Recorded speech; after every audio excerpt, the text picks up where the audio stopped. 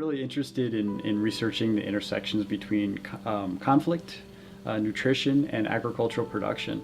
And much of my work has taken me to Guatemala. My last time was this past summer, and I conducted a pilot project looking at nutrition and agriculture. Well, I worked in specifically 4 different communities that are outside the second largest city in Guatemala, called Quetzaltenango.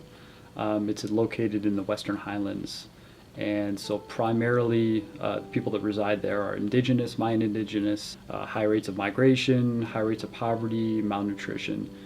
So I wanted to take a look at the ways we monitor and evaluate nutrition. As a social scientist, a lot of my colleagues use surveys, survey research to gather how people, what people are eating, what people are not eating, any kind of challenges they're having nutritionally.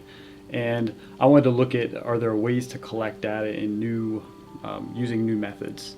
And I specifically focused on photography. And instead of using photographs just as a descriptive artifact, I wanted to look at, is there a way to gather numbers out of those photographs? And so for this pilot project, I had participants in very rural communities. Most of them had never used a camera before. And I had them take photos of their meals, midday meals, which is the main meal where you're going to see all the nutritional diversification in Guatemala. And so I was able to gather a lot of interesting data based on what they're eating from these photographs. I transferred all of the images of the meals into actual numbers and percentages. So I looked at what percentage of every meal was consisting of just the basic nutrients, protein, carbohydrates, and any kind of vegetables or fruits. And so it provides a new way to look at what people are eating. And it was pretty interesting to see that fortunately, or unfortunately, I suppose, the data was very similar to other survey research and data collected by the Guatemalan government in the sense that they're just not getting enough protein to eat.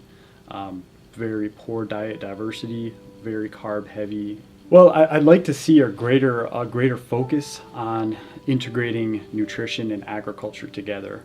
And I've realized through my field research in Guatemala as well as other countries that increasing agricultural production doesn't necessarily mean improving the nutrition and the well-being of people that are growing those crops. So I'd like to see a better integration between those two fields. And so my research is really trying to connect those two: agricultural production and agricultural producers, smallholder farmers, and nutrition.